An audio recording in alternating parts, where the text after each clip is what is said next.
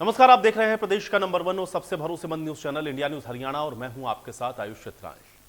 पहले खेतों में खड़ी फसल पर मौसम की मार पड़ी तो अब मंडियों में फैली अव्यवस्था से अन्नदाता बेहद परेशान है।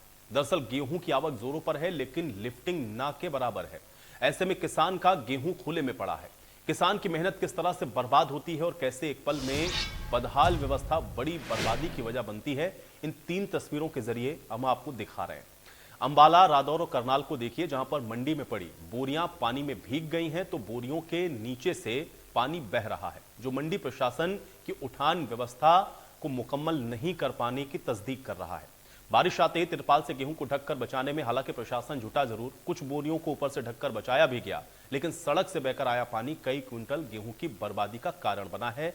तस्वीरें आप देखिए अंबाला, रादौर और करनाल की हैं और इस तरह से कुछ और मंडियों में भी ऐसी ही स्थिति बनी, क्योंकि बारिश की वजह से जो इंतजाम होने चाहिए थे मंडियों के अंदर वो नाकाफी थे और लिफ्टिंग ना होने की वजह से जो सैकड़ों हजारों की संख्या में जो बोरियां मंडियों के अंदर ऐसे ही खुले आसमान के नीचे पड़ी हुई थी वो भी बारिश की भेंट चढ़ गई हैं। तो पहले मौसम की मार, फिर मंडी की अव्यवस्था और उन सब के बीच में पिस्ता किसान। आप देखिए तस्वीरें हम आपको दिखा रहे हैं कि किस तरीके से ये किसानों के लिए मुसीबत का सबब बन रही हैं। करनाल की नई अनाज मंडी में है और हम आपको नजारा दिखा दें कि किस तरह से प्रबंध जो है गेहूं की फसल को बचाने के लिए मंडियों में किए गए हैं। ये गेहूं की खुली ढेरी है जो बरसात में भीग रही है। काम बंद हो चुका है साफ सफाई का, तुलाई का, लेकिन इसको बारिश से बचाने के लिए कोई प्रबंध नहीं किए गए। अब दोबारा अब स्थिति देख लीजिए आप, जो यहाँ पर खरीद एजेंसियों ने गेहूं खरीदा था उनके कट्टों के क्या हालात हैं। खरीद एजेंसियां भी नदारद हैं और वो भी जो गेहूं उनके द्वारा खरीदा गया था वो पानी में इस तरह से भीग रहा है। दावे जरूर किए गए थे कि बरसात से बचाव के लिए प्रबंध किए जाएंगे, लेकिन ऐसा नहीं हो पाया। आप देख सकते हैं कि जो अनाज किसान ने बड़ी मेहनत से उगाया था उसके रख रखाव के ये प्रबंध हैं और ये सरकारी खरीद एजेंसियों के वो लाखों कट्टे हैं जो करनाल की नई अनाज मंडी में मौसम की मार झेल रहे हैं। ये स्थिति पूरी अनाज मंडी की ऐसे ही है क्योंकि प्रबंध जो है अधूरे हैं। हालांकि थोड़ी बहुत तिरपाल यहाँ पर ढकने का जरूर प्रयास किया गया है, लेकिन इतने व्यापक प्रबंध शायद नहीं है आड़तियों के पास, मार्केट कमेटी के पास, कि किसान की फसल को बचाया जा सके। वही जो खरीद एजेंसी है वो भी यहाँ से नदारद है। उनके अधिकारी यहाँ अपने जो गेहूं उन्होंने खरीदा है जो सरकारी कट्टों में पैक किया गया है उसकी सुध लेने के लिए नहीं पहुंचे। हम आपको स्थिति दिखा दें कि शायद इस गेहूं को बचाने के प्रबंध किए जा सके। देख सकते हैं कि पानी में ये पूरी तरह से गेहूं जो है वो भीग चुका है।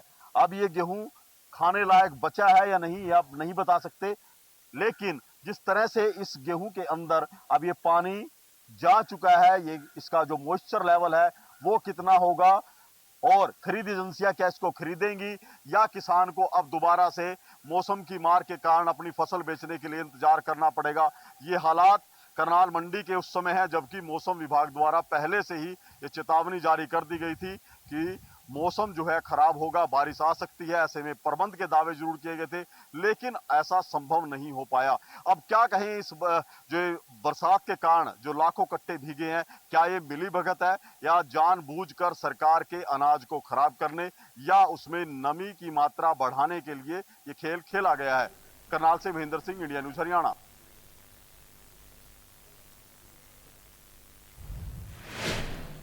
तो करनाल की मंडी की ग्राउंड रिपोर्ट तो आपने देख ली, लेकिन अब 6 तस्वीरें और आपको दिखाते हैं जो कि ये बताती हैं कि मौसम विभाग की 18 से 23 अप्रैल के बीच बारिश की भविष्यवाणी के बावजूद मंडियों में उठान की व्यवस्था किस तरह की रही। फरीदाबाद, सिरसा, अंबाला, सोनीपत, भिवानी, बल्लभगढ़ समेत हर जगह मंडी में उठान नहीं होने के हालात जस के तस बने रहे। मंडियों में लगातार अनाज की आवक बढ़ रही है, बोरियों के ढेर हैं, उठान नहीं हो रही, किसान को फसल रखने के लिए जगह तक नहीं मिल रही। अव्यवस्था और बदहाली चरम पर है। किसान उठान न होने को लेकर प्रशासन पर आरोप लगा रहे हैं तो मंडी प्रशासन उठान व्यवस्था को सुचारू होने का दावा करता है, लेकिन तस्वीरें अपने आप में दिखा रही हैं कि किस तरीके से जो स्थितियां हैं वो मंडियों की नजर आ रही हैं।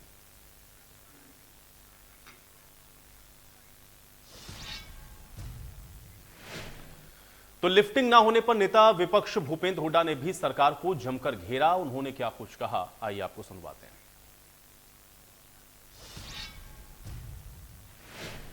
पहले लिफ्टिंग तो की जाए। सारी मंडियां भरी पड़ी हैं। 38 लाख मीट्रिक टन आवक हो चुका है। 36 लाख मीट्रिक टन की खरीद हो चुकी है, लेकिन अभी लिफ्टिंग केवल 10 लाख मीट्रिक टन की हुई है। तो आज किसान भी परेशान है, आड़ती भी परेशान है। मौसम देखकर बेमौसमी बारिश पहले मार पड़ी किसान को, अब फिर बादल मंडरा रहे हैं। तो ये क्यों नहीं हुआ अब तक लिफ्टिंग में, क्यों नहीं टेंडर दिए गए अब तक? तो वहीं कृषि मंत्री जेपी दलाल का कहना है कि डीसी को निर्देश दे दिया गया है कि लिफ्टिंग के लिए आड़तियों की मदद ली जाए। काफी सारा जो अनाज है वो फिर से भी खराब हुआ है। अब अगर लिफ्टिंग उठान की बात करें तो कितना मीट्रिक टन की जो लिफ्टिंग है वो हो चुकी है, कितनी जो है वो अभी रहती है, क्या इसका कोई आंकड़ा? कल तक 14-15 लाख मीट्रिक टन ही उठा था और लिफ्टिंग का हमारे मुख्यमंत्री जी ने भी चर्चा की, संज्ञान लिया था। इसलिए उनको अतिरिक्त व्यवस्था करने के लिए सभी डिप्टी कमिश्नर को आदेश दे दिया है कि आप अपने खुद की व्यवस्था करके भी आड़तियों की मदद से लिफ्टिंग करवाएं, क्योंकि लिफ्टिंग साथ साथ हो। इस मौसम ख़राब बताया जा रहा है तो फिर कहीं और ज़्यादा ख़राब ना हो, तो उसके लिए मैं समझता हूँ कि डिप्टी कमिश्नर सब जल्दी से जल्दी लिफ्टिंग कराएं। तो काफी सारा जो अनाज है वो फिर से भी खराब हुआ है। अब अगर लिफ्टिंग उठान की बात करें तो कितना मीट्रिक टन की जो लिफ्टिंग है वो हो चुकी है, कितनी जो है वो अभी रहती है, क्या इसका कोई आंकड़ा? कल तक 14-15 लाख मीट्रिक टन ही उठा था और लिफ्टिंग का हमारे मुख्यमंत्री जी ने भी चर्चा की, संज्ञान लिया था। इसलिए उनको अतिरिक्त व्यवस्था करने के लिए सभी डिप्टी कमिश्नर को आदेश दे दिया है कि आप अपने खुद की व्यवस्था करके भी आड़तियों की मदद से लिफ्टिंग करवाएं। तो भाई कृषि मंत्री को आप सुन रहे थे, वो कह रहे हैं कि लिफ्टिंग हम जितना ज्यादा से ज्यादा और जल्द से जल्द कर सकते हैं वो कर रहे हैं। डीसी को निर्देश भी दिए गए हैं, लेकिन सवाल यह है कि जो तस्वीरें दिख रही हैं वो इस बात को बयां कर रही हैं कि जो दावे किए जा रहे हैं उनकी जमीनी हकीकत क्या है। अंबाला, रादौर और करनाल की तस्वीरें लगातार इसलिए दिखा रहे हैं क्योंकि यहां बारिश की वजह से आप देखिए कैसी स्थिति बनी, और तमाम मंडियों की तस्वीरें और हमने आपको दिखाई जहां आपने देखा लिफ्टिंग ना होने की वजह से भी किसान बेहद परेशान नजर आ रहे थे। ये 6 तस्वीरें और आप देखिए, और प्रदेश के अंदर मंडियों के अंदर कमोबेश यही स्थिति है क्योंकि हर तरफ आप देख रहे हैं कि आवक गेहूं की काफी तेजी के साथ बढ़ी है, लेकिन उस तरीके से लिफ्टिंग नहीं हो पा रही। नतीजा ये है कि मंडियों में पैर रखने की जगह नहीं, और लिफ्टिंग नहीं होने की वजह से किसान जो अपना गेहूं लेकर के पहुंच रहे हैं उनको या तो सड़क पर या खुले में इसी तरह से अपने गेहूं को डालना पड़ रहा है। और नतीजा यह है कि अब जो बारिश हो रही है वो और आफत का सबब बन रही है, क्योंकि लगातार मौसम विभाग भी पूर्वानुमान दे रहा है बारिश की संभावना है। न तो मंडियों के अंदर व्यवस्था है और जो खुले में पड़ा हुआ गेहूं है किसान का वो भगवान भरोसे है। और इसलिए अब इस समस्या का समाधान कैसे निकाला जाएगा, लिफ्टिंग को लेकर के जो बार बार दावे किए जा रहे हैं वो ग्राउंड पर उस तरह से होते हुए नजर क्यों नहीं आ रहे हैं, ये लिफ्टिंग तेज गति के साथ क्यों नहीं हो पा रही, और उस पर भी विपक्ष जो आरोप लगा रहा है कि सरकार व्यवस्था सही तरीके से नहीं कर सकी है। क्योंकि अभी आप भूपेंद्र हुड्डा को भी सुन रहे थे, उन्होंने भी कहा कि उठान क्यों नहीं हो पाया है, लिफ्टिंग क्यों नहीं हो पाई, मंडियों में व्यवस्था क्यों नहीं है, इन सब का जवाब सरकार को देना चाहिए। तो अब इसका जवाब क्या है, आज ये भी समझने की कोशिश हम करेंगे। बम्पर आवक जरूर है, किसान अपनी मेहनत की फसल को लेकर के जरूर पहुंचा है, लेकिन मौसम की मार इस बार इस फसल पर आपको दिख रहा है कि किस तरह से भारी है। क्योंकि पहले खेतों में खड़ी फसल बर्बाद हुई, उसकी गिरदावरी, उसके मुआवजे को लेकर के लगातार परेशानियां आपने देखी, किसान सवाल और बराबर अपनी मांगों को उठाता रहा, और अब जो गेहूं पहुंच रहा है मंडियों में वो भी किस तरीके से इन आफत और मुसीबत का सबब बना हुआ है, ये तस्वीरें आपको दिखा रही हैं। और चलिए इसी के साथ आज की बड़ी बहस के कुछ सवाल हैं उस पर नजर डालते हैं, उसके बाद आज की सहन चर्चा में आगे बढ़ेंगे। आज की बड़ी बहस का पहला सवाल यही है कि उठान पर घमासान है लेकिन समाधान कब निकलेगा, यह सवाल सबके जहन में है। दूसरा सवाल यह है कि मंडियों में अनाज की बर्बादी जो हो रही है उसका जिम्मेदार आखिर कौन है। तीसरा सवाल यह है कि पूर्वानुमान के बाद भी मंडियों की जो व्यवस्था है वो क्यों नहीं सुधारी गई।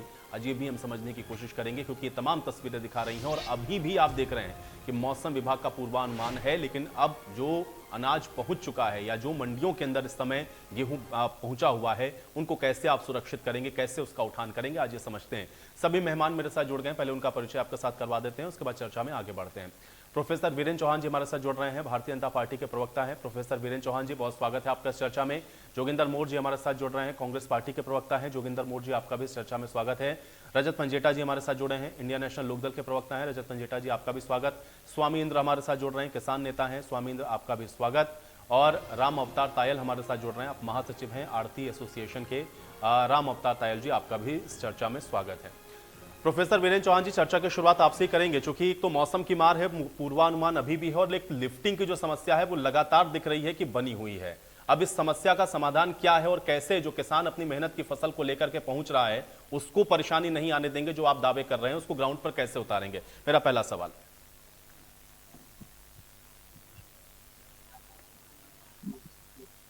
आवाज नहीं आ रही है, इनको बोलो अनम्यूट करने को। मेरा ऑडियो मिल रहा है जी आपको? जी जी वीरेंद्र जी, मैं सुन पा रहा हूं, अपनी बात रखें। हाँ अक्षय जी, मैं ये कह रहा था कि मौसम से शुरू करते हैं। मौसम पर किसी का नियंत्रण नहीं रहता। मौसम कोई आप कह सकते हैं वो प्रकृति की मार है, और प्रकृति पर किसी का कोई सीधा नियंत्रण नहीं है। बरसात कब आए, कम आए, ज्यादा आए, ओलावृष्टि हो जाए, तूफान आ जाए, इस पर किसी सरकार, किसी प्रशासन का नियंत्रण नहीं होता। सरकार की जिम्मेदारी होती है कि जब मौसम की या प्रकृति की मार दुर्भाग्य से पड़ जाए किसान पर, जो कि अक्सर पड़ जाती है किसान के साथ, तो सरकार किसान के साथ आकर खड़ी हो और उसके कष्ट को कम से कम करने की कोशिश करे और अपने कंधों पर ओट ले। वर्तमान सरकार ने जब से ये अस्तित्व में आई है, पहली सरकार मनोहर जी की 2014 में बनी। छूटते ही, सरकार बनते ही ओलावृष्टि हुई थी और पहली ही फसल के खराबे में हमने करीब करीब 1100 करोड़ रुपए का मुआवजा हरियाणा के किसानों के खाते में सीधा डाला था। तब से लेकर अब तक 9000 करोड़ से ज्यादा, एग्जैक्ट अगर कहना हो तो ये आंकड़ा मुझे लगता है 10,000 करोड़ के लगभग पहुंच गया होगा। 9,886 करोड़ रुपए मुआवजा हरियाणा के किसानों को अलग अलग फसल के खराबे के समय इस सरकार ने ईमानदारी से सीधा उसके खाते में हस्तांतरित करते हुए दिया है। अब की बार जब फसल खराब हुई, तुरंत मुख्यमंत्री जी ने विशेष गिरदावरी के आदेश दिए। विशेष गिरदावरी फटाफट हो जाए क्योंकि फसल कटाई का सीजन था। इसके लिए प्रति 500 एकड़ पर एक सहायक नियुक्त करके, ताकि पटवारी, तहसीलदार, वो जो भी राजस्व का अमला होता है, वो ये ना कहे कि हमारे पास कर्मचारी कम है, काम ज्यादा है, उनको अपने स्तर पर सहायक नियुक्त करने की छूट दी और फटाफट उस काम को निपटाया। थोड़ा बहुत कहीं रह गया होगा तो उसको भी हम पूरा कर लेंगे, ऐसा मुख्यमंत्री जी ने कल भी पत्रकार वार्ता में कहा है। हम खेत में खड़ी और बरसात के कारण गिरी पड़ी फसल का जो नुकसान है, उसका दो रास्ते से उसकी भरपाई करने वाले हैं, मुआवजा देने वाले हैं। जिन्होंने फसल बीमा करा रखा है उनको बीमा कंपनियां राहत देंगी, और जिनकी फसल का बीमा नहीं है उनके साथ भी हरियाणा की सरकार खड़ी है। लेकिन वीरेंद्र खराबे पर आपने कहा कि प्रकृति की मार के ऊपर, वीरेंद्र जी आपने कहा कि प्रकृति की मार के ऊपर किसी का कोई जोर नहीं है, और ये बात बिल्कुल सही है आपकी। लेकिन प्रकृति की मार होने वाली है, अगर उसका पूर्वानुमान हो और व्यवस्थाएं मुकम्मल ना हो, जो चीजें पहुंच गई उसको भी आप सेफ ना कर पाए, तो इसमें किसकी जिम्मेदारी है? अब मैं आगे आ रहा हूं। पहली बात मैं ये कह रहा हूं कि जो खेत में खड़ी फसल का नुकसान हुआ उसकी भरपाई के लिए मनोहर जी की सरकार, ये गठबंधन की सरकार मुस्तैदी के साथ वहां पर खड़ी हुई है। मई में हमने मुआवजा देने का वादा किया है, हम वो मुआवजा दे देंगे। फिर बात थी कि किसान का दाना खराब हो गया, लश्चर उसका लॉस हो गया, दाना टूट गया, सिकुड़ गया, ये भी किसान को नुकसान होगा। हमने ये कहा कि केंद्र ने जो कट लगाया, उस क्वालिटी कट को हम किसान की जेब पर, उसके खाते पर नहीं पड़ने देंगे। राज्य की सरकार ने फैसला किया, किसान का जो भी नुकसान हुआ, किसान की चाहे टूटा हुआ दाना हो, चाहे सूखा हुआ दाना हो, चाहे सिकुड़ा हुआ दाना हो, और चाहे उसका लश्चर, उसकी चमक चली गई हो, उसका जो भी घाटा होगा हम उसको किसान पर नहीं पड़ने देंगे, वो राज्य सरकार पर पड़ेगा। तो दोनों उन स्थितियों को सरकार ने संभाल लिया और हमने कहा हम किसान को उसका समर्थन मूल्य पूरे का पूरा उसके खाते में डालेंगे, कोई घाटा है तो वो सरकार वहन करेगी। अब तीसरी बात आती है कि मंडी में जो अनाज पहुंच गया, और अगर बरसात आ गई, जिसका आप जिक्र कर रहे हैं कि पूर्वानुमान होता है मौसम का। देखिए, जब फसल पहले 10-5 साल पहले शायद ये ऐसी स्थिति होती थी कि हाथ से फसल काटते थे, धीमी गति से आता था अनाज और उसका तुरंत निस्तारण होता रहता था। अभी हाल एकदम मंडियों में अनाज आता है, कंबाइन से कटता है, और स्वाभाविक रूप से हर बार यह स्थिति पैदा होती ही है कि मंडियों में अनाज एक साथ, कुछ एक दिन तो ऐसे होते हैं कि मंडियां एकदम लबालब भर जाती हैं। मंडियां तो क्या, मंडियों के बाहर भी कोई स्पेस होता है तो वहां भी हमको गेहूं, धान, जो भी फसल होती है वो दिखाई देने लगती है। सरकार उस धान हो या गेहूं, उसकी समयबद्ध तरीके से खरीद के बाद उठान उसके लिए व्यवस्था करती है, परंतु फिर भी कुछ ना कुछ तात्कालिक समस्याएं आ जाती हैं जिनका हम निरंतर निपटारा करते हैं। अब बात ये आ गई कि प्रतिपक्ष के नेता अगर ये कहें कि खरीद नहीं हो रही तो वो खुद फंसते हैं, क्योंकि उनको आंकड़े सरकार ने, मुख्यमंत्री जी ने, कृषि मंत्री जी ने लगातार दे दिए। अब उनके पास केवल और केवल एक नारा है लगाने के लिए, मंडियां अनाज से अटी पड़ी हैं, मंडियां अनाज से भरी पड़ी हैं। तो भाई हुड्डा साहब, मंडियां अनाज से अगर भरी पड़ी हैं तो ये इस बात का प्रमाण है कि हरियाणा के खेतों में बम्पर फसल हुई है। खराबे के बाद भी हमारे यहाँ पिछले साल के मुकाबले अच्छा अनाज का उत्पादन हुआ है। रही बात खरीद की प्रक्रिया चल रही है। उठान की प्रक्रिया को हम और तेज करने की कोशिश आप कह रहे हैं कि उठान की प्रक्रिया को आप और तेज करेंगे, और विपक्ष केवल उसके पास और कुछ नहीं, इसलिए इस तरह की बातें कह रहा है। राजनीति करनी है। मैं एक और बात कह रहा हूं कि मंडी में जो अनाज आ गया, मंडी में जो अनाज आ गया, जो जिसकी ऑक्शन हो गई, वो अनाज किसान का नहीं है, वो अनाज सरकार का है। अगर वो भीग भी गया, उसमें अगर कोई नुकसान भी होगा तो उसकी जिम्मेदार सरकार है। किसान तक उसकी आंच, उसकी ठीक है, चलिए हम जाने नहीं देंगे। ठीक है, लेकिन लिफ्टिंग की समस्या को तो दूर करना पड़ेगा, जोगिंदर मोर साहब, उस पे हम लगे हैं। लिफ्टिंग की प्रोसेस, उदाहरण के तौर पे मैं एक बात बताना चाहता हूं।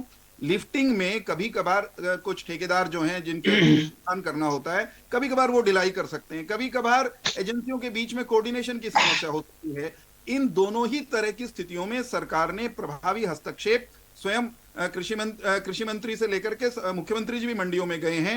सरकार के अधिकारी, हमारे पार्टी के जो नेतागण हैं, सब लोग अपने अपने स्थान पर जाकर किसानों की मदद में खड़े हुए हैं और हम सुनिश्चित कर रहे हैं कि कोई ठेकेदार अगर लेकिन होना चाहिए और जल्दी होना चाहिए। मोर साहब, जोगिंदर मोर साहब, आप लोग केवल राजनीति कर रहे हैं इस विषय पर। आयुष जी, बड़ा लंबा चौड़ा जो वक्तव्य है वो चौहान साहब का मैंने सुना, और इतने लंबे चौड़े वक्तव्य में भी जो आपने सवाल किया था उसका कोई जवाब ही नहीं।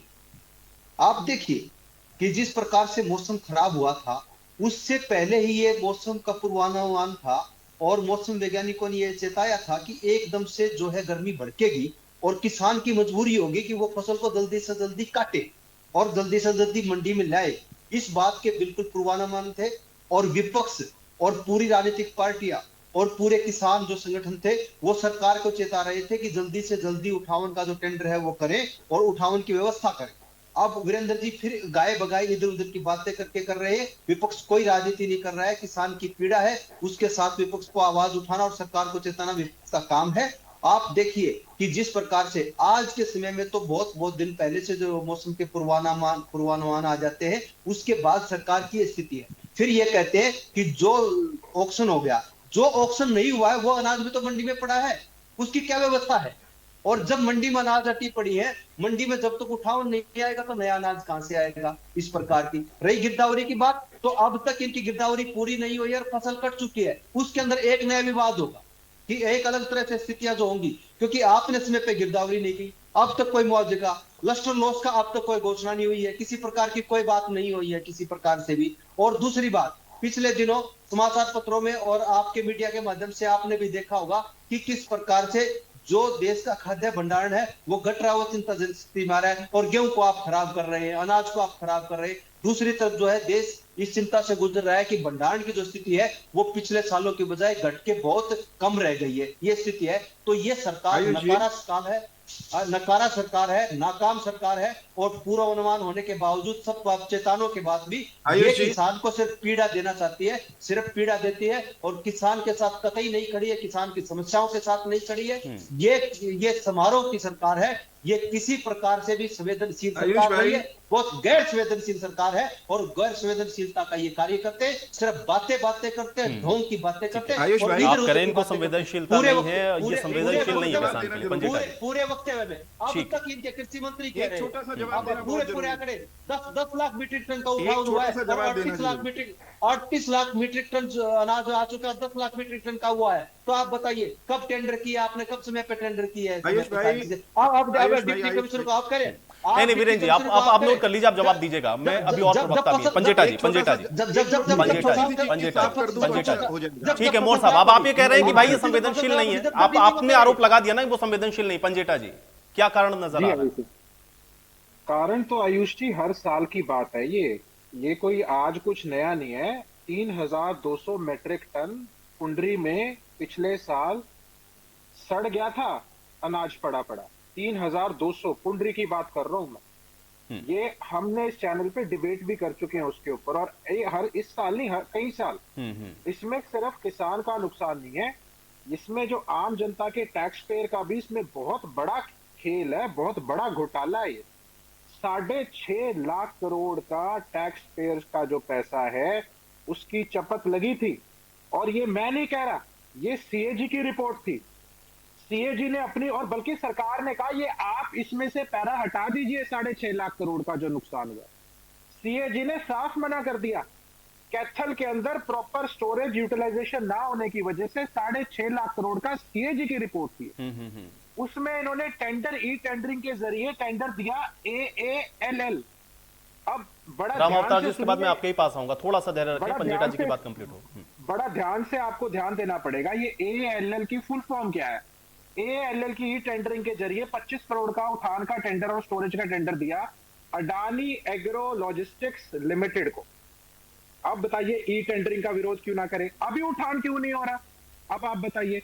अब इन्होंने, सरकार में बैठे लोग जो है ना, अपने चहितों को दे तो देते हैं ये टेंडर। मैं अभी आपके आगे और भी इसके खुलासे करूंगा। जब ये टेंडर देते हैं तब उस समय पहले चेक करें कि उनके पास रेडी भी है क्या नहीं। ट्रक तो बड़ी दूर की बात है, ट्रॉली तो बड़ी दूर की बात है। कई जगहों पे ऐसी समस्या आ गई, उनके पास है ही कुछ नहीं। यार कल परसों एक प्रवक्ता एक चैनल पे बैठ के बोल रहे थे, इनके तो नहीं थे, जजपा के थे वो कहते भी जे फार्म कट गए। जे फार्म किसके कट गए भाई? उसने कहा कि सरकार फसल, आप मुझे बताइए, विधानसभा सत्र 1 महीना होने को आ गया, ओलावृष्टि हुए, बारिश हुए, विधानसभा के पटल पे बोला गया था ये बात कि हम स्पेशल गिरदावरी कराएंगे, 72 घंटे तक पोर्टल खोलेंगे। ना तो पोर्टल खुला, ना गिरदावरी हुई। अब जब फसल कट गई तो आप कैसे अंदाजा लगाएंगे, असेसमेंट कैसे करेंगे नुकसान कितना हुआ? इतने इलॉजिकल उदाहरण देते हैं कई बार तो ये टीवी में बैठ के। उसके बाद मैं अभी बताता हूं, अडानी को एफसीआई ने बिना उनकी स्टोरेज यूज करे रेंट दिया। क्यों दिया भाई? क्या लगता है आपका अडानी? या तो आप उसकी स्टोरेज करें, आपको सीएजी कह रही है नुकसान हो गया इतना ना, 20 लाख टन तो अभी पड़ा हुआ है, मैट्रिक टन तो सब मंडियों में बाहर। उसके बाद मैं थोड़ा सा उदाहरण आपको देता हूं उनकी धान घोटाले में क्या हुआ था। 2630.82 मैट्रिक आज के टन। विषय पर ये चर्चा ही नहीं करना चाहते क्योंकि बोलने के लिए कुछ नहीं है। अरे सारी आज स्टोरेज के पे विषय बात पे आप करिए। आना ही नहीं चाहते। बीच में नहीं, आप चीजों को इधर उधर घुमाने में ज्यादा रुचि ले रहे हो। आपको बीच आपको में अडानी करने में आनंद आता है। सबसे आपको बड़ा अडानी उदाहरण करने स्टोरेज के में ऊपर बहुत बात आनंद आता है। ये आपको सबसे किसान से बड़ा कोई लेना उदाहरण। देना नहीं है। आपने बीच में नहीं ठीक है, लेकिन वीरेंद्र जी वो बता रहे हैं ना लिफ्टिंग की समस्या क्यों है। ठीक है, एक सेकंड, पंजेटा जी, ये लिफ्टिंग क्यों नहीं हो पा रही, ठीक है, इसी पर बातों का गोलमोल घुमा के पेश करके क्या आपको हासिल सुनिए करना यार, चाहते? मुझे पता है आपको तकलीफ हुई इससे, मेरे को इससे बड़ा उदाहरण ही नहीं हो सकता कि एक सकारात्मक राजनीति क्या होती है। 2630.82 मैट्रिक टन धान जो है वो कैथल की सिर्फ बात कर रहा हूं, वहां कम मिला। और ये इनकी वहां की डीसी संगीता तेतरवाल की फिजिकल वेरिफिकेशन जब करवाई तब कम मिला। एक मिल में तो 1135 मैट्रिक टन। ये क्या करते हैं? CMR policy. आयुष भाई, आज का विषय ही नहीं है ये देख लीजिए ये कहां जा रहे हैं। अरे मैं उसी पे आज का विषय ही नहीं है। ठीक है, अब देखिए आप बताएंगे डिटेल में, थोड़ा सम अप कर लें। पंजेटा जी, कहाँ धान की वेरिफिकेशन आ गई गेहूं में? गेहूं के समय धान की बात करेंगे, धान के समय चने की करेंगे, चने के समय बाजरे की करेंगे। ये कौन सा तरीका है? स्टोरेज पे ही आ रहा हूँ। इसके आपको नहीं, कहाँ घुमा रहे हो आधे घंटे से बात को? आधा घंटा कहाँ हुआ है मेरे को? आप बीच में टोक रहे हो जानबूझ के, इससे पता चल रहा है आपकी हताशा है। ठीक है पंजेटा जी, ठीक है, आपके पास मसले पे बात करने को कुछ है नहीं। चलिए वीरेंद्र जी, आप बोलने तो दे उनको, पहले बोलने। कहीं घूम रहे, अरे बोल तो रहे थे। जो नुकसान हुआ विधानसभा के पटल पे, अभी सरकार साथ खड़ी है, मीठी मीठी बातें कर दो। किसने क्या बेहाड़ की जुबान जीप होती है, जो मर्जी बोली जाओ। फिर कहते हैं कि बीमा कंपनियां करेंगी। बीमा कंपनी के अंदर यमुनानगर के अंदर उसके 1500 रुपए काटे और 500 रुपए का मुआवजा दे दिया। उसका कहा नुकसान की भरपाई करी आपने? और एक बात बताओ आप, अच्छे परिणाम किस चीज के अच्छे परिणाम आप बता रहे हैं? जब जे फार्म में नहीं कटा किसी का, आप कह रहे हो सरकार नुकसान टैक्स पेयर का पैसा है, टैक्स पेयर के पैसे का नुकसान होता है, किसान का नुकसान होता है। और ये अभी नहीं, ये जो मैंने पिछले साल का भी आपको उदाहरण देके ठीक है, राम अवतार तायल जी, ये लिफ्टिंग क्यों नहीं हो पा रही है? और लिफ्टिंग को लेकर के सबके अपने अपने यहाँ पे तर्क हैं, लेकिन क्यों नहीं उठ पा रहा है ये मंडी से गेहूं? लिफ्टिंग की व्यवस्था बिल्कुल खराब है। 1 तारीख से सरकार के दावे थे, 1 तारीख से सरकार के दावे खरीद के थे, उसके बाद 72 घंटे में पेमेंट के दावे डिप्टी सीएम साहब कर रहे हैं। हमारे मित्र चौहान साहब कह रहे हैं बिल्कुल गलत है। जब तक लिफ्टिंग नहीं होगी किसान को पेमेंट नहीं जाएगी, इसलिए सारे दावे फेल है। और चौहान साहब कह रहे हैं जो माल ऑक्शन हो गया उसकी जिम्मेवारी सरकार की है। सरकार की कोई जिम्मेवारी नहीं। आड़तियों को छूट के बावजूद भी एफसीआई के गोदामों में परेशान किया जा रहा है। आड़तियों को एफसीआई के गोदामों में परेशान किया जा रहा है। आड़तियों का माल, किसानों का माल उतरवाया नहीं जा रहा। लेस्टर लॉस की छूट के बावजूद भी आड़तियों को गुमराह किया जा रहा है, परेशान किया जा रहा है। सारे दावे खोखले हैं। ट्रांसपोर्टर के पास गाड़ियों की व्यवस्था नहीं थ्रू आउट हरियाणा, ना उसके पास डंपिंग स्टेशन पर लेबर, और उसके बावजूद किसान की पेमेंट पहली फसल की भी आज तक पूरी नहीं गई, क्योंकि जब लिफ्टिंग नहीं हुई। लिफ्टिंग के ऊपर पेमेंट है, पेमेंट होनी चाहिए परचेज के ऊपर। परचेज के ऊपर पेमेंट हो तो बिल्कुल ठीक, पेमेंट कर रखी है लिफ्टिंग के ऊपर, जो सरासर गलत है। सरकार आड़ती और किसान का रिश्ता खराब करने की कोशिश कर रही है, क्योंकि पेमेंट नहीं होगी तो किसान आड़ती से नाराज होगा। पेमेंट कब होगी? जब तक लिफ्टिंग नहीं होगी। लिफ्टिंग का काम सरकार के ठेकेदार का है, जो लिफ्टिंग नहीं कर रहा। सरकार को, ठेकेदार को ब्लैक लिस्ट करके risk and cost per Tayal साहब, मुझे आपको रोकना पड़ेगा, शायद आपकी ऑडियो है। और गेस्ट तक नहीं पहुंच रही है। टेक्निकल टीम प्लीज उसको इंश्योर करे, क्योंकि और गेस्ट भी सुने वो क्या कह रहे हैं। तब तक मैं किसान नेता का रुख करता हूं स्वामी इंद्र, क्योंकि सरकार की तरफ से बार बार ये दावे किए जाते हैं। अभी भी हमने कृषि मंत्री को भी सुना, यहां पर वीरेंद्र जी भी अभी वही बात कह रहे हैं कि भाई हम लोग तो किसान का जो भी नुकसान हो रहा है, जो मैक्सिमम भरपाई कर सकते हैं वो भी करने के लिए हम लोग तैयार हैं, वो कर रहे हैं। और जो लिफ्टिंग की समस्या है इसको भी बहुत जल्दी दूर कर लिया जाएगा। ये ऐसा नहीं है क्योंकि आवक बढ़ी है इसलिए ऐसा हो रहा है, ये फौरी तौर पर है, इसको हम सही करेंगे। स्वामी इंद्र। आयुष जी देखिए, अभी पूर्व में इनेलो के प्रवक्ता रजत पंजटा जी ने बहुत विस्तार पूर्वक ये बताया कि लिफ्टिंग क्यों नहीं हो रही, क्योंकि चंद पूंजीपतियों को लाभ पहुंचाने के लिए देश का सारा एग्रो बिजनेस उनके स्पुर्द करने के लिए ये कवायद जारी है। क्योंकि कोरोना काल के अंदर आपने देखा, जब पूरे दुनिया भर के उद्योग धंधे समाप्त हो चुके थे, खत्म हो चुके थे, मात्र एग्रो बिजनेस भारत के अंदर 3.5% की जीडीपी की ग्रोथ लेकर आया। तो इसके ऊपर बहुत बड़ी निगाह है और किसानों ने आंदोलन लड़ा 3 काले कानूनों को खिलाफ। तो आज क्या स्थिति है कि किसानों को उस आंदोलन की सजा जो 30 बीजेपी के दिल में बैठी हुई है उसको निकालने का ये मौका कहीं भी नहीं चूक रहे। आप देख सकते हैं पूर्व के अंदर अभी सरसों की फसल जब आई तो तब भी पूर्वानुमान था कि मौसम की बरसात होने वाली, ऐसा होगा, पर सरकार ने परचेज शुरू नहीं की। आज 1 अप्रैल से गेहूं की परचेज शुरू हो गई, तो उसके बाद सरकार को, आपने ही बताया, आपके चैनल पर पता लगा और सबको पूरे देश को पता है कि 18 तारीख से लेके 23 तारीख तक बरसात हो सकती है। और बरसात हुई भी, मंडियां लबालब भर गई। ये अनुभवहीनता ही सरकार की, मैं कहूंगा 9 साल की अनुभवहीन सरकार। क्या इन्हें ये नहीं मालूम कि मंडियों के अंदर जल भराव होता है? जितनी फसलें हमारी बरसात की वजह से नहीं खराब हुई, जितनी हमारी फसलें किसान की जल भराव की वजह से हो रही है। मैं बता देना चाहता हूँ, ये किसान का ही अनाज नहीं है, ये देश के उस 80 करोड़ उपभोक्ता का अनाज है, जिसे प्रधानमंत्री जी बोलते हैं कि उन्हें अतिरिक्त अनाज दिया जाएगा। ये अनाज वो अनाज है जो देश के फौजियों के पास, देश के सूरवीरों के पास, जो देश की सीमाओं की रक्षा करते हैं, ये अनाज इकट्ठा करके उन तक पहुंचाया जाएगा। ये अनाज उन मेधावी छात्रों का है जो स्कूलों में पढ़ते हैं, जिन्हें मिड डे मील दिया जाता है। तो मैं सरकार से पूछना चाहता हूं, इस अनाज की आप दुर्दशा करके उनकी थाली में क्या ऐसा अनाज देना चाहेंगे जो गल जाए, सड़ जाए? आए दिन हम खबरें देखते हैं कि मिड डे मील के अंदर बच्चों की थालियों के अंदर गंदा अनाज, कीड़े वाला अनाज पहुंचाया गया। किसान तो सोने जैसा अनाज लेके आया था। मैं खाली किसान की लड़ाई नहीं लड़ना चाहता, मैं देश की उस आम उपभोक्ता की लड़ाई भी लड़ना चाहता हूं, उसकी बात भी करना चाहता हूं। आपके चैनल के माध्यम से मैं आपका धन्यवाद करता हूं कि आपने इस चर्चा में मुझे शामिल किया। ये लड़ाई देश के हर उपभोक्ता की है जिसका इस अनाज के ऊपर अधिकार है। तो क्या सरकार, तो स्वामी इंद्र, आप ये कह रहे हैं कि सरकार की लापरवाही है या सरकार समझ नहीं पा रही है या जानबूझ के आप लोगों के साथ ऐसा कर रही है? जानबूझ के किया जा रहा है, जानबूझ के किया जा रहा है, क्योंकि किसान को पूरा भाव नहीं मिल रहा। देखिए, किसान न्यूनतम समर्थन मूल्य पे अनाज दे रहा है, गेहूं 2125 रुपए में। क्या 2125 रुपए किसान का अधिकार बनता है? नहीं, उसके बावजूद किसान दे रहा है। क्या उस अनाज को आपको संभालना नहीं चाहिए था? नहीं संभाल। हमें मालूम है विश्व पटल में आज दुनिया भर में अनाज 4500 के पार जा चुका है, उसके बावजूद ही किसान देश इसमें काम करता हमें नजर आ रहा है। तमाम मंडी की स्थिति आपने दिखाई, करनाल की मंडी की स्थिति आपने दिखाई। मैं बता देना चाहता हूं, यहाँ बीजेपी के प्रवक्ता प्रोफेसर साहब बैठे हैं। प्रोफेसर साहब, आप एक बार जाकर देखिए मंडी का हाल क्या है। ठीक है, वीरेंद्र जी जवाब दीजिए। देखिए, महत्वपूर्ण बात यह है कि प्रतिपक्ष जब भी मुख खोलता है, जब भी मुंह खोलते हैं इनके प्रवक्ता या नेता भूपेंद्र सिंह हुड्डा जी समेत या ओम प्रकाश चौटाला जी समेत, ये तुरंत मुंह खोलते ही झूठ इनके मुंह से झड़ना शुरू हो जाता है। अभी कांग्रेस के प्रवक्ता ने ये कहा कि ये हो गया, वो हो गया, फसल आ गई, फसल की आवक इतनी होने के बाद भी आज तक लश्कर लोस का कुछ नहीं हुआ।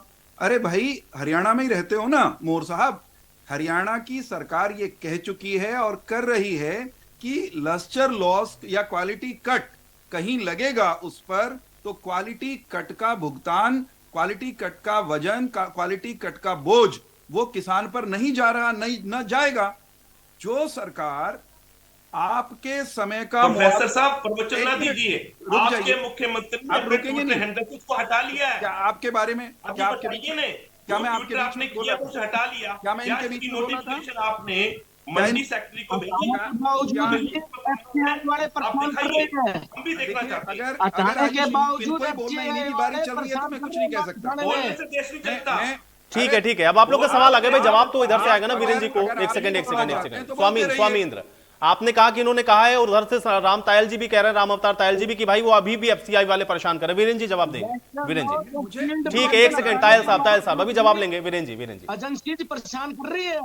ठीक है, तायल साहब सुने, पहले जवाब सुने। वीरेंद्र जी, मैं ये कह रहा हूं सरकार के जो भाई इनको तायल साहब देखिए, आपने अपने आरोप लगा लिए, आपने बता दिया, पहले अब जवाब सुने, पहले एक एक करके।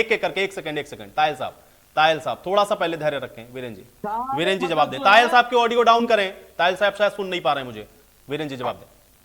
देखिए, चाहे मंडियों से अनाज के उठान में कुछ परेशानी आ रही है, एफसीआई के अपने मानक हैं, वो उन पर उनको एनफोर्स करने का उनका अधिकार है, लेकिन केंद्र सरकार के मानकों में जो छूट मिली है उसके हिसाब से हम किसान के भाई एक मिनट खड़े हैं, सरकार ने जो छूट दी है उसके बावजूद नहीं उतरवाया जा रहा माल। तायल जी आप ही बोल लो, फिर मैं रहने देता हूं। अरे तायल साहब, भाई सवाल आ गया आपका, आपने कहा कि जो छूट मिली फिर भी एफसीआई में नहीं उतर रहा, अनाज नहीं उठ रहा, आप यही तो कह रहे हैं ना। अब उस सवाल का जवाब सुनेंगे, थोड़ा धैर्य रखें। Virendra ji,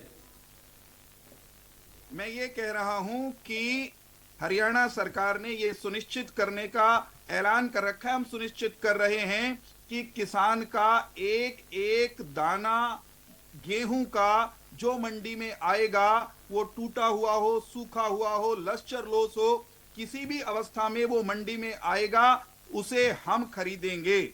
quality cut, value cut की बात कीजिए पहले आप। बीच में नहीं बोलना ना, वो सरकार ने ट्यूटर बीच में मत बोलो भाई, बीच में मत बोलो, मुझे फिर वहीं से शुरू करना पड़ेगा। देखिए, फिर आप भी नहीं बोल पाएंगे ना, आपकी भी तो बारी आनी होगी। नहीं, बताइए ना मुख्यमंत्री ने क्यों हटाया?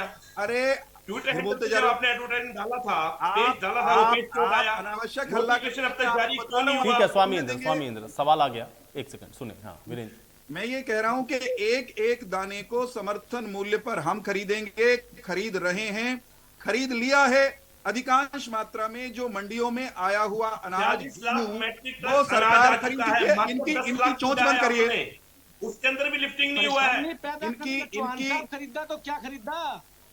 अगर आप बीच में बोलते रहेंगे आयुष भाई, ऐसे तो मैं उत्तर नहीं दे पाऊंगा, मैं उत्तर नहीं दे पाऊंगा। सवाल है, अगर इनको अनुशासनहीनता की आप इजाजत देंगे स्वामी इंद्र देखिए ऐसे नहीं होगा ना, फिर आप लोग भी बोलेंगे, आपको भी बीच में इसी तरीके से काउंटर सवाल लोग करते रहेंगे तो आप भी अपनी बात नहीं रख पाएंगे। तरीका होता है, आपने अपनी बात रखी, इधर से सवाल इधर से जवाब सुनिए, उसके बाद अपने समय में फिर बताइए। सुनिए पहले वीरेंद्र जी। मैं फिर से दोहरा रहा हूं कि विपक्ष जब भी बोलता है, विपक्ष के प्रवक्ता और खासतौर पे ये किसानों के प्रतिनिधि बनकर आते हैं ना, हरी पगड़ी बांध के हमारे स्वामी इंद्र जी, ये झूठ पर झूठ, पगड़ी तो हरियाणा की शान है, झूठ पगड़ी पर तो आपने झूठ, भी बांधी हुई है। झूठ पगड़ी पर तो झूठ। पगड़ी तो शान है हरियाणा की। अरे भाई, इनको बुलवा लो यार पगड़ी आयुष तो जी। आपने भी- ये नहीं, पगड़ी चलिए तो भाई आपने ठीक है, भी- भाई किसान के मुद्दे पर बात करते हैं, किसान के मुद्दे पर। अरे मंडी में समस्या क्यों है, उठान क्यों नहीं हो पा रहा, लिफ्टिंग क्यों नहीं हो पा रही, हम इसके इर्द गिर्द रहे तो बेहतर है। चौहान साहब, अरे पगड़ी तो पोपो आपको करने ठीक है। की कुछ है क्या बीच में बोलने के पगड़ी सिवा? तो मेरी आपके बारी सर में पे बोलोगे भी रजत लगती है। पंजेटा तो आपको बोलने दूंगा क्या? नहीं, ये बताओ। नहीं, पगड़ी मेरी मैं तो बारी कह रहा में हूं, अनावश्यक आपने सुना नहीं। बोलोगे, हर वाक्य में पगड़ी तो बोलोगे आपके तो आप सर कुछ की भी कह शान लोगे है। क्या? रजत साहब, पंजेटा पगड़ी तो आपको आपके बोलने पंजेटा जी, की क्या पंजेटा जी, क्या ठीक मुझे है, बताइए। पगड़ी शान है, लेकिन अब वो क्या कह रहे हैं पहले उसको सुनिए पहले। वीरेंद्र जी, वीरेंद्र जी। आपकी भी शान है। आप रजत पंजेटा हरियाणा- सब अपनी हरियाणा बारी की में शान बोल है। लेना जो आपको बोलना हो। चलो वैल्यू कट रजत लगाया क्यों? पंजेटा आप ये हल्ला बताइए, करने की जरूरत नहीं है, मुझे मेरी बात कहने का अधिकार है, मैं किसान कहूंगा। के माल की सरकार आयुष की है। भाई, मोदी की माल आयुष के साथ भाई, सरकार क्यों मार कर रही है? पंजेटा जी, सुनिए पहले, सुनिए, मैं सुनिए, दोहराना चाहता हूँ, सुनिए। मैं दोहराना चाहता वैल्यू हूँ। कट का क्या है बताइए? लगाया क्यों आपने अरे वैल्यू तुम कट? बोल क्यों रहे हो बीच में? मेरी अरे मेरी भाई बात वैल्यू सुनो कट का क्या है तो उत्तर सुनेंगे दूंगा। तो भाई स्वामींद्र, अगर आप नहीं, सुनेंगे नहीं, नहीं तो ऐसा कैसे उत्तर पता दूंगा। चलेगा वैल्यू कट का क्या है। मुझे भी सुनना है कि भाई उसका जवाब क्या है, पहले सुने तो सही। सुनिए वीरेंद्र जी। मैं विनम्रता से फिर दोहराऊंगा, हमारे प्रतिपक्षी जब भी मुंह खोलते हैं झूठ बोलते हैं, गुमराह करते हैं। हरियाणा की सरकार ने तय किया हम एक एक दाना खरीदेंगे, हम खरीद रहे हैं, और जो अनाज मंडी में आ गया, तुल गया, ऑक्शन हो गई, उसमें अगर कोई नुकसान भी होता है तो वो सरकार का होगा।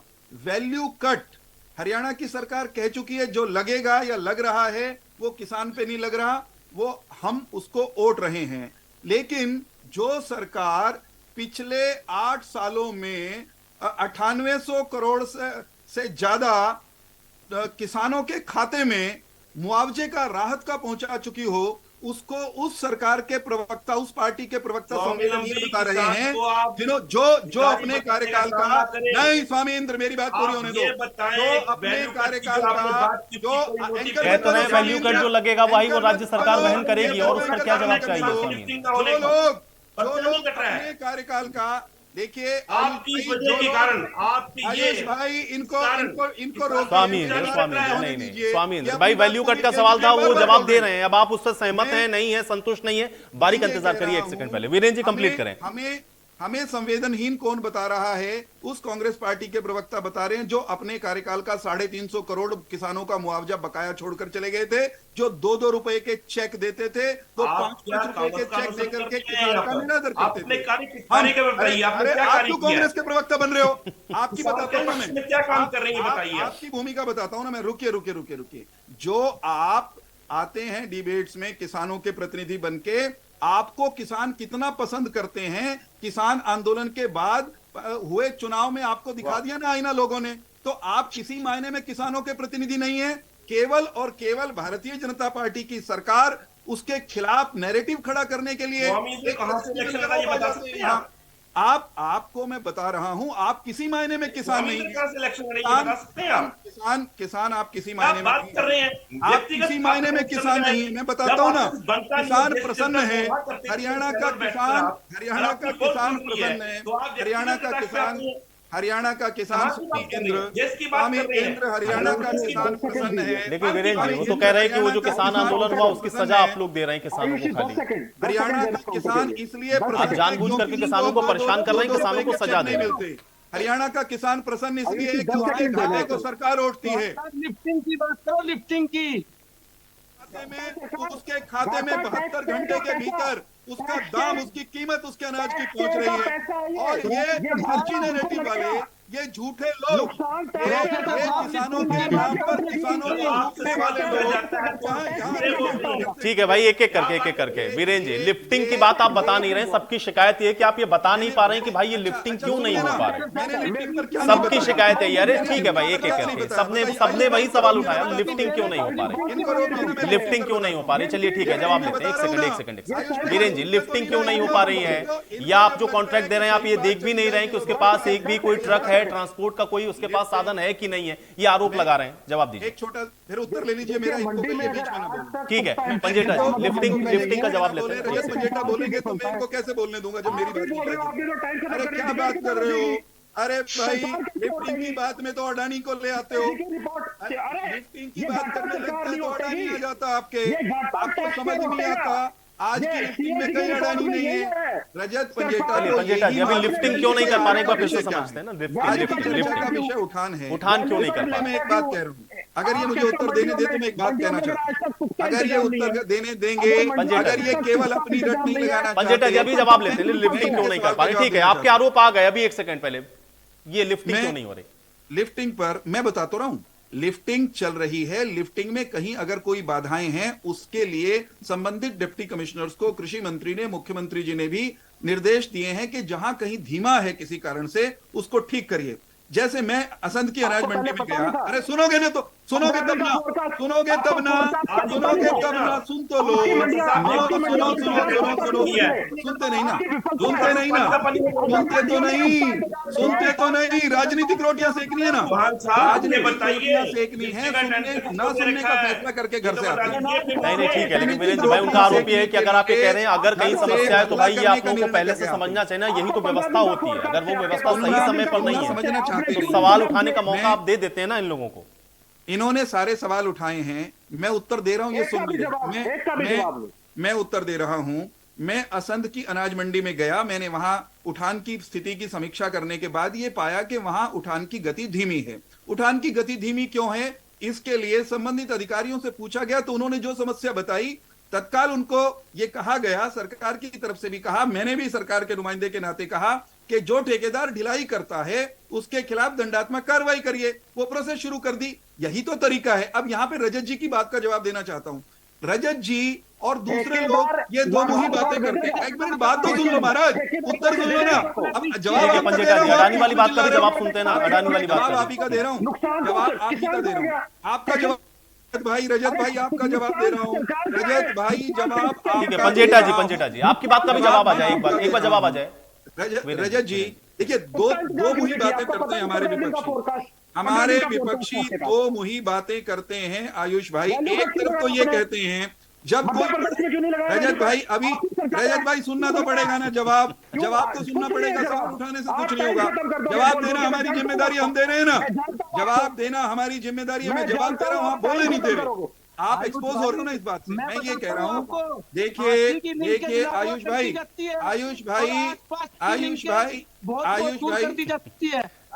के आसपास गोडाउन खाली है, उन गोडाउनों में माल नहीं लगेगा। आयुष भाई देखिए, मैं उत्तर दे रहा हूँ, मैं उत्तर दे रहा हूँ ना, सुन तो लीजिए। आप कैसी दो मुही बातें करते हैं, कैसी दो मुही बातें करते हैं हमारे विरोधी, में उनका उत्तर दे। दो मुही बातें, पता था ना इंतजाम कर रखा है, आपको तो पता ही नहीं है कि इंतजाम कहाँ है कहाँ नहीं है। आप तो धान में घुसे हुए अभी भी, आप तो आज की चर्चा में भी धान ले आए, आज की चर्चा में भी अडानी ले आए। आपको अरे